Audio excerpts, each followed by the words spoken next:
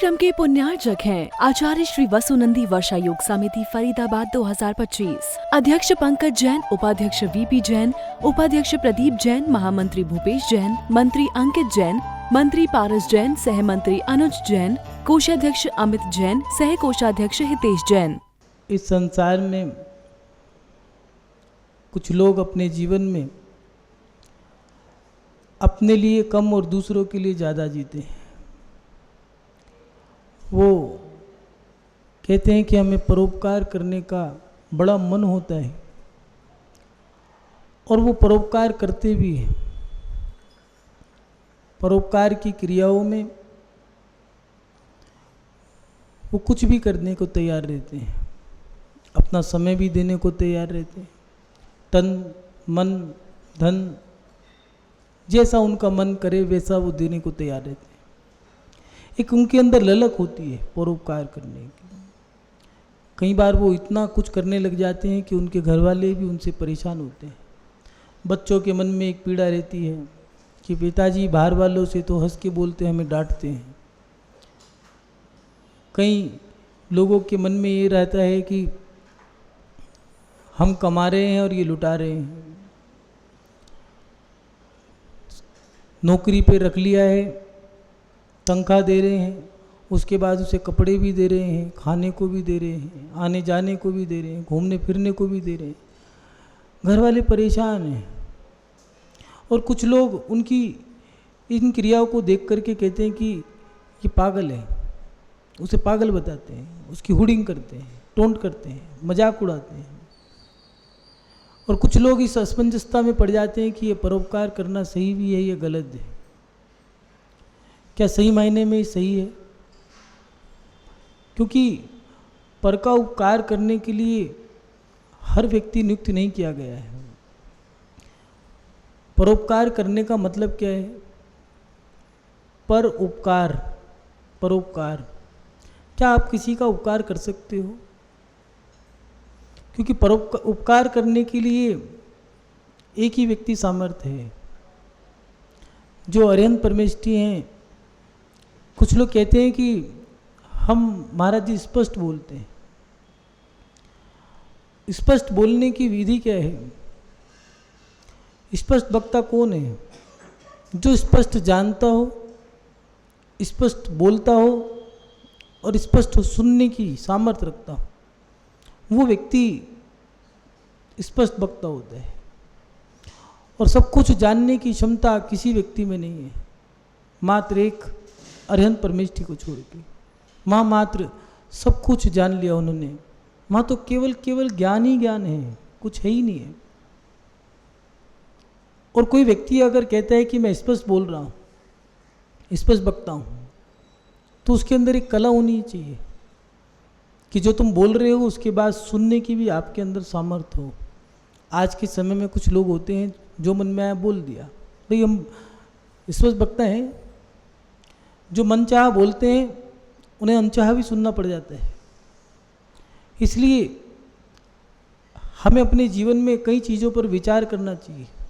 कई शब्द, हिंदी के जो शब्द हैं उनका अर्थ भी निकालो। स्पष्ट वक्ता, जो स्पष्ट बोलने वाला हो, जो है वही बोले। दूसरी बात, परोपकार, पर का उपकार करने वाला। क्या आप किसी का उपकार कर सकते हो? अगर क्रिया करते हो तो क्रिया करने के लिए जीव दया की क्रिया करो, अहिंसात्मक जीवन जियो, 5 पापों का त्याग करो। और परोपकार, पर का उपकार, अब ये सही है या नहीं है, इसके बारे में ही आचार्य पूजपा स्वामी जी बता रहे हैं।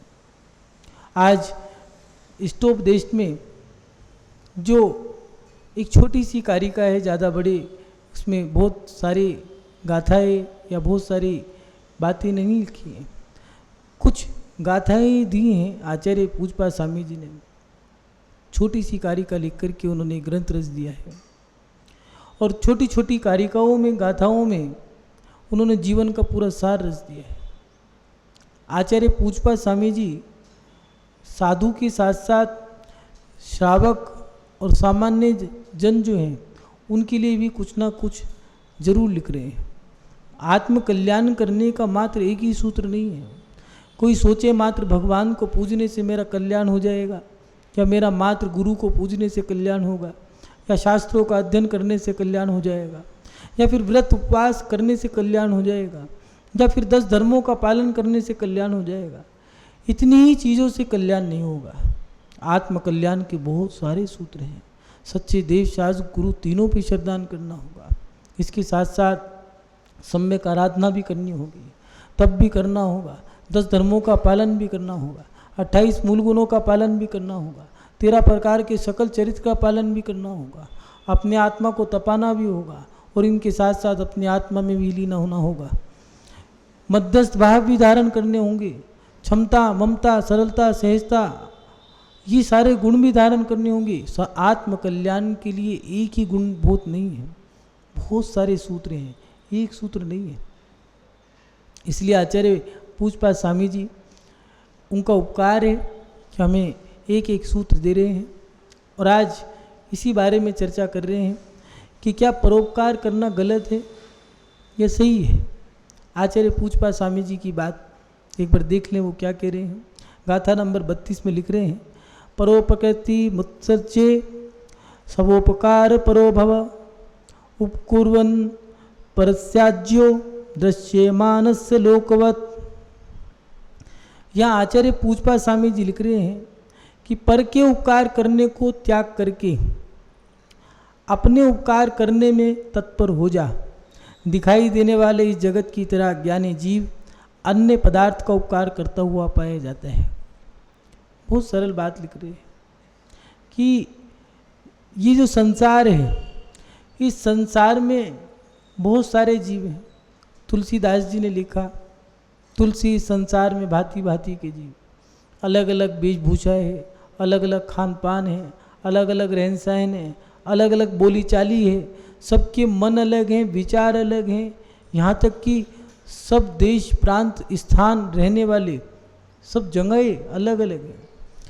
बुजुर्ग कहा करते थे, 25 पे वाणी 40 पे पानी, ये बदल जाता है। इतने किलोमीटर चलोगे तो आपको 25-30 किलोमीटर पे पानी बदलता हुआ नजर आएगा, 40 पर आपको वाणी बदल जाएगी, भाषा में अंतर आ जाएगा। ये संसार का नियम है। आचार्य पूजपाद स्वामी जी लिख रहे हैं कि पर के उपकार करने को त्याग करके अपने उपकार करने में तत्पर हो जा। जो व्यक्ति आत्म कल्याण के लिए निकला है, उसके लिए कहा है कि मात्र आत्म कल्याण करो। वो आत्म कल्याण करने का व्यापार ना करे। कई लोग कहते हैं महाराज जी प्रभाव ना करो, प्रभाव ना करो, प्रभाव ना करो। कई लोग कहते हैं कि महाराज जी आप शांति से बैठे हो। ये बड़ी समस्या है। जो अशांत रहने वाले हैं वो शांति से बैठने वालों को शांति से नहीं बैठने देते। हाँ, बहुत सारे लोग हैं जो कहते हैं महाराज जी उछल कूद करो, आप भी कुछ ना कुछ तो करो, योग की क्लास लगाओ, ध्यान की क्लास लगाओ। सलाहकार बहुत हैं, उससे कहो कि आ जाओ, हमारे पास टाइम नहीं, आप लगाओ। ये बड़ी विडम्बना है कि कुछ ना कुछ जरूर करो, बड़े बड़े कार्यक्रम कराओ, युवाओं को जोड़ो, महिलाओं को जोड़ो। और जब जोड़ें तो महाराज जी भीड़ इकट्ठी करके बैठे रहते हैं। बस दोनों तरफ से। यहाँ आचार्य भगवान लिख रहे हैं कि जो ज्ञानी है, जो आत्मा में लीन रहने वाला है। कुछ लोग कहते हैं कि हम साधु बनने के बाद क्या करें। साधु बनना बड़ा कठिन है, सबसे सरल काम है, लेकिन मोह तोड़ना कठिन है। मोह की बेड़ियाँ, उनको काटना, उनको तोड़ना बड़ा कठिन काम है। सरल क्या है? साधु बनकर के अपनी आत्मा में रहना बहुत सरल है। वो कह रहे हैं पर के उपकार करने को त्याग करके अपने उपकार करने में तत्पर हो जा। दिगंबर साधु उनसे ज़्यादा स्वार्थी कोई नहीं होता, जो अपने लिए ही अपनी आत्मा में लीन है। बस तीर्थंकरों के लिए दिया है। महापुरुष जो होते हैं दीक्षा लेते के साथ ही मौन ले लेते हैं, और मौन लेकर के वो ऐसा कुछ करते हैं, ऐसा कुछ करते हैं कि लोग उनकी चर्या क्रिया से ही प्रभावित हो जाते हैं। आप लोगों को पढ़ते हो ना, हे गुरुवर शाश्वत सुख दर्शक, ये नगन स्वरूप तुम्हारा है, जग की नश्वरता का सच्चा दिग्दर्शन करने वाला। यही तो पढ़ते हो आप लोग। क्या हुआ? अपने लिए जब जियो तो ऐसे जीना कि सामने वाले भी तुम्हारे लिए जीना शुरू कर दें, तुम्हारे को देख करके इतने प्रभावित हो जाएं कि सामने वाला अपनी चर्या क्रिया बदल दे। लेकिन अगर भगवान ही सांसारिक क्रियाएं करेंगे, राग देश करेंगे, उसको मार दिया, उसको बचा लिया। कुछ लोग कहते हैं भगवान ऐसे होते हैं कि उसको मार दिया, किसी व्यक्ति को, काल को मार दिया, काल पे विजय प्राप्त कर ली, उसके साथ युद्ध किया। अगर भगवान ही युद्ध करेंगे और अगर भगवान ही रागी देशी हो जाएंगे तो फिर वीतरागी होगा कौन?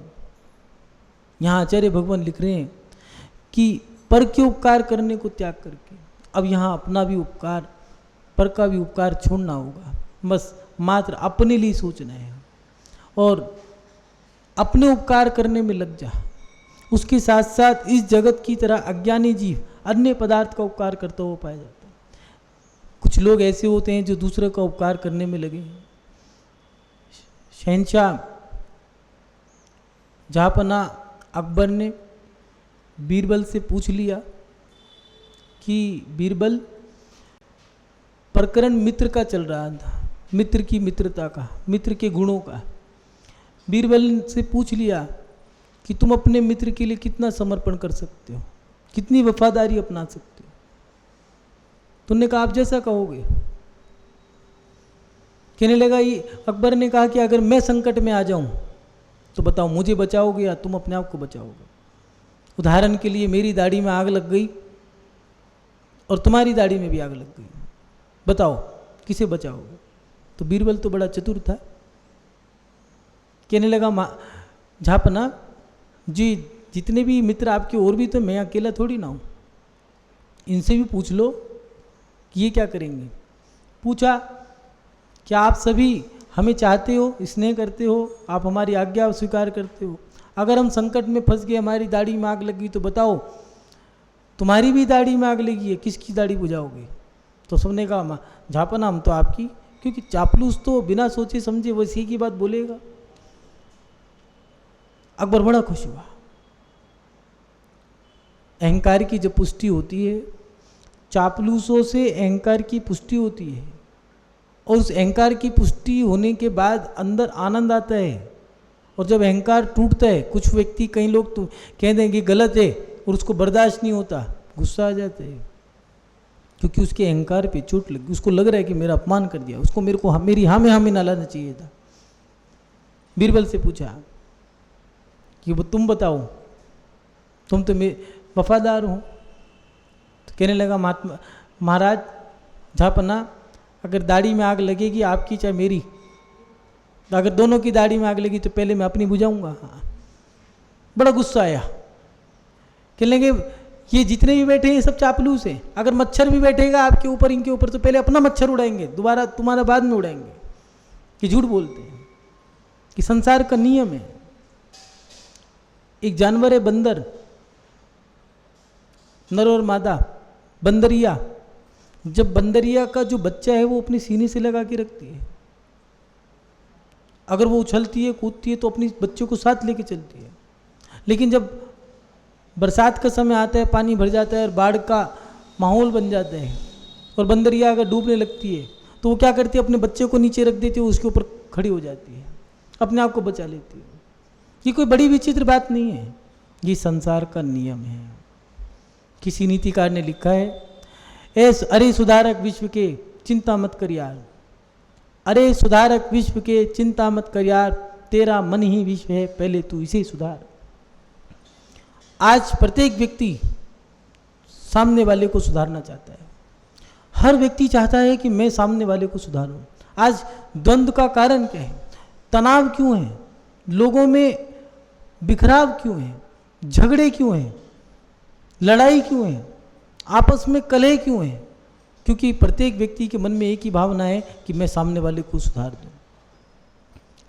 हाँ, कहीं भी हो,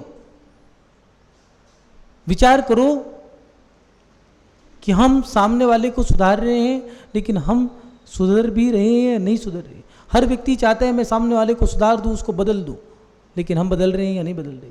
जो पाठशाला पढ़ाने वाले कुछ लोग तो ऐसे हैं, 2-4 ग्रंथ पढ़ लेंगे, जैसे मंदिर की क्रिया देख ली है, अभिषेक पूजा पाठ देख लिया है, दान की क्रिया देख ली है, और कुछ लोगों ने ग्रंथ पढ़ लिए हैं, कुछ नहीं 4-6 ग्रंथ पढ़ लिए हैं बस, मोटे मोटे जो प्रचलन में हैं, और उनको पढ़ने के बाद अब वो बन गए हैं उनके ठेकेदार। उन्होंने मंदिर की क्रिया देख ली है तो वो अभिषेक के ठेकेदार बन गए हैं। अब कोई आएगा तो उसको टोकेंगे, पीछे ये कर वो कर, उससे परेशान है लोग। जरा सा पढ़ लिया, अब वो व्यक्ति इसलिए सुन रहा है क्योंकि मैं अज्ञानी हूं, मुझे नहीं आता, और सामने वाला अब उसके ऊपर मुनि महाराज आके उससे पूछ रहे हैं, सुनो शांति मंत्र पढ़ो आप, हमें तो नहीं आते, सुनो पूजा करो। अब चौके में पूजा कर रहे हैं तो वही व्यक्ति जो भगवान के सामने चिल्ला रहा है, भगवान की पूजा करने में चिल्ला रहा है, मुनि महाराज के सामने जब पूजा कर रहे हैं तो ओम ह्रीम श्री अम जम जम जम स्वाहा, ओम ह्रीम श्री अम जम जम जम स्वाहा, ओम ह्रीम श्री अम जम जम जम। आज तक ये नहीं समझ में आया, ये ओम ह्रीम श्री तो समझ में आया, अम जम जम जम क्या है ये कुछ समझ नहीं आया। वहाँ आता था तो वहाँ सीना तान के बैठे हैं और सामने वाले पे हुकूमत जमा ली है कि अब मैं सबको टोकूंगा। कुछ लोगों को माइक पे बोलने की आदत है, अगर उनका माइक ले लो तो वो द्वंद्व करते हैं, मेरा तो नाम ही नहीं लिया, मेरा तो मन संचालन करता, मैं नाम नहीं डाला। कुछ लोगों को चौके की व्यवस्था संभाल लिए तो वो उसमें ठेकेदार बन गया। अगर कोई लड़की कोई नई महिला आई है उससे कोटोरी गिर गई तो बस चिल्ला के उसको बिल्कुल बाहर कर दो। ये क्या है? हम सामने वाले को सुधार रहे हैं, अपने को कुछ नहीं। वो भी कह रही हैं अरे अम्मा तुम तो खुद बूढ़ी हो गई हो, थोड़ा ध्यान रखो, बाल सफ़ेद हो गए, विराग नहीं आ रहा क्या देख देख के शीशे में। ये समस्या हमारे साथ है। हम सामने वाले के लिए बहुत कुछ करना चाहते हैं लेकिन अपने लिए क्या कर रहे हैं? सामने वाले का सुधार हर कोई करना चाहते। बच्चों को टोक टोक के उनको ढीठ बना दिया। पहले के माता पिता ज़्यादा नहीं टोकते थे, बस इतना ही कह दिया करते थे, देखो एक व्यक्ति ये रहा, एक व्यक्ति तुम हो, जो तुम्हें बनना है वो बन जाओ, इसका रिजल्ट ये है, उसका ये रिजल्ट है। और बच्चा अपने जीवन में बहुत बड़ा बन जाया करता था।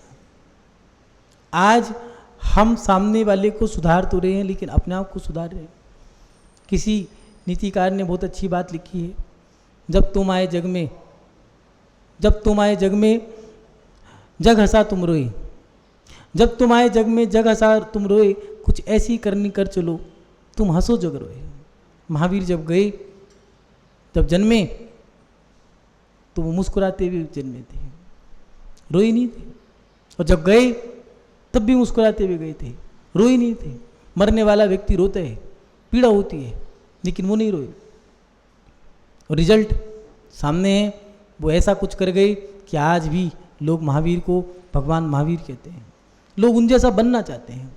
उनका जन्म दिवस आता है तो उस जन्म जयंती को पूज्य मानते हैं। उनका मोक्ष कल्याणक आता है, उनका मोक्ष हो गया उसको पूज रहे हैं। उनके गर्भ जन्म तप ज्ञान मोक्ष सभी कल्याणक बना रहे हैं। रथ निकाल रहे हैं, पालकी निकाल रहे हैं, बैंड बाजा बजा रहे हैं, खूब भोजन बांट रहे हैं। क्यों कर रहे हैं?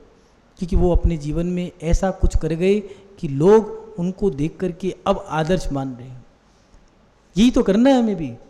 हम सामने वाले का उपकार करना चाहते हैं लेकिन करने में सामर्थ्य हो।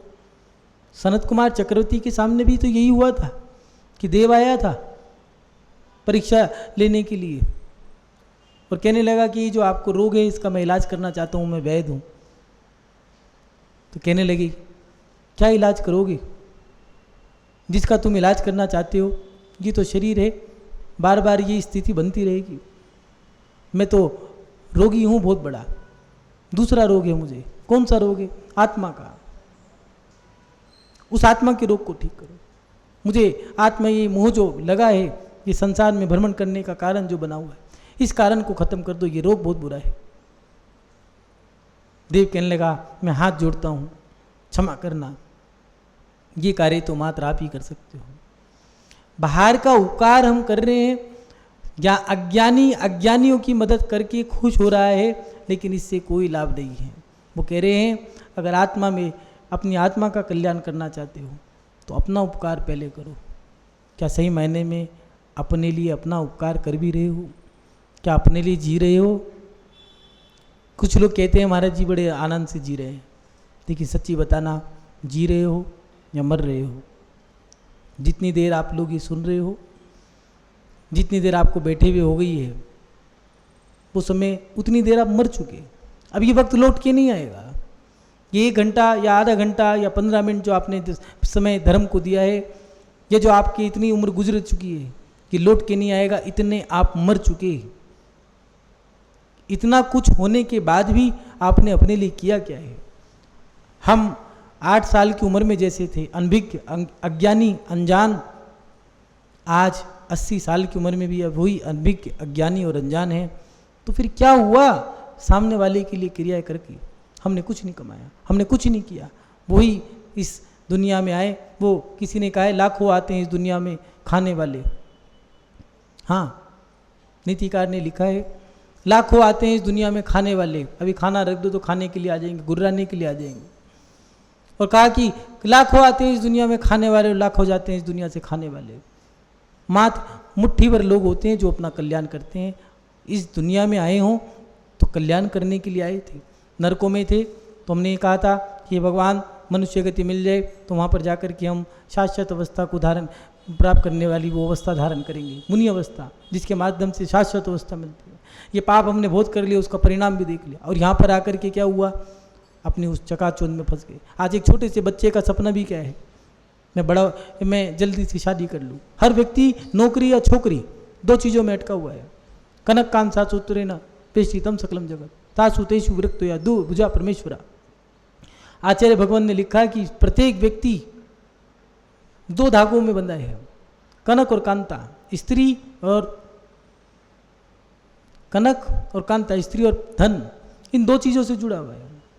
अगर इन 2 से कोई विरक्त है तो वो 2 भुजा वाला परमेश्वर है। वो दिगंबर संत कोई ऐसी नहीं है। दिगंबर संत नगन रहते हैं तो इसलिए पूजा हो रही है। नगन तो बहुत सारे लोग रह सकते हैं, लेकिन अंदर से नगन होना ये सरल नहीं है। ये आचार्य पूजपाद स्वामी जी लिख रहे हैं कि आपको यही काम करना है। अगर बाहरी क्रिया में जा रहे हो तो हमें जीव दया के काम करने। ऐसा नहीं है परोपकार करना बंद कर दो।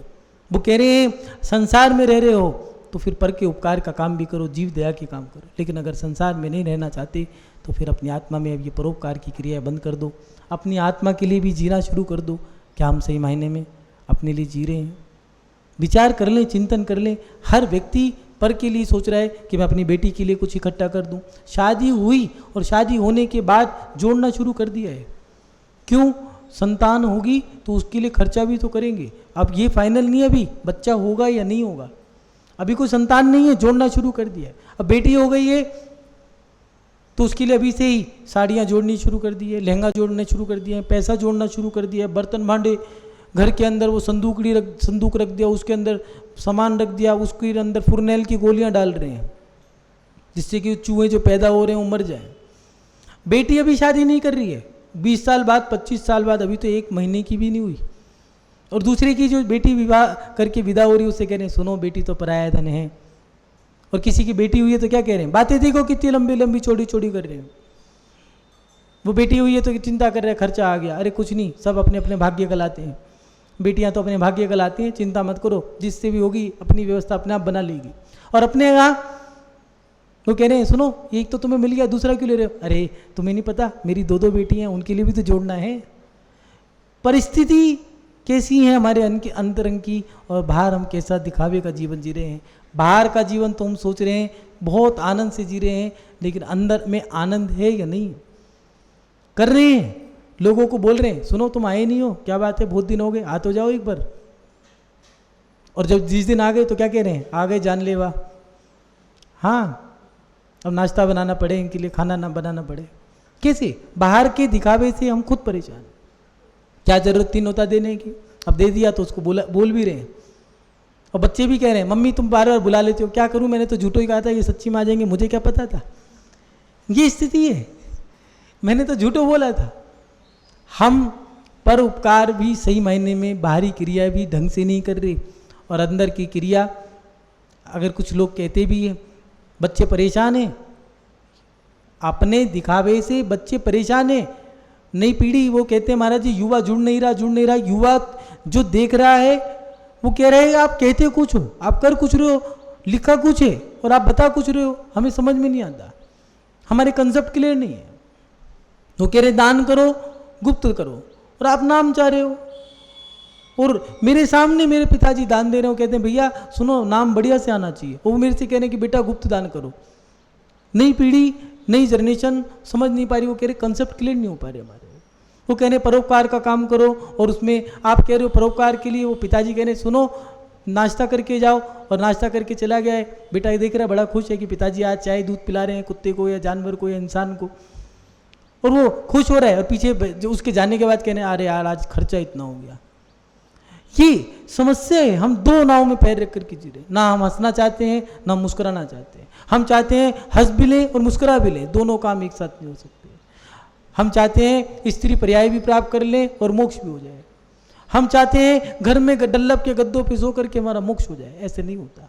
इसके लिए तो आपको सूत्र अपनाने पड़ेंगे जो सूत्र मोक्ष प्राप्त करने के लिए दिए हैं। परोपकार करना क्या गलत है या सही है? परोपकार करना गलत नहीं है, लेकिन अगर बाहरी जीवन जी रहे हो तो आप सामने वाले की मदद कर सकते हो। पर का उपकार तो कोई भी नहीं कर सकता। हम निमित्त बन सकते हैं, उपकार नहीं कर सकते। क्या करना है? वो कह रहे हैं अगर करना है तो अपना उपकार करो, अपनी आत्मा का सुधार करो। अपनी आत्मा को तो छोड़ नहीं रहे। वो कह रहे हैं कि अपनी दाढ़ी की आग नहीं बुझा रहे, दूसरे की दाढ़ी की आग बुझाने के लिए लगे हो। खुद जल के मर जाना है, दूसरे को बचा रहे हो। ये तो इससे बड़ा मूर्ख कौन होगा? यही हो रहा है। आज हम संसार को सुधारना चाह रहे हैं।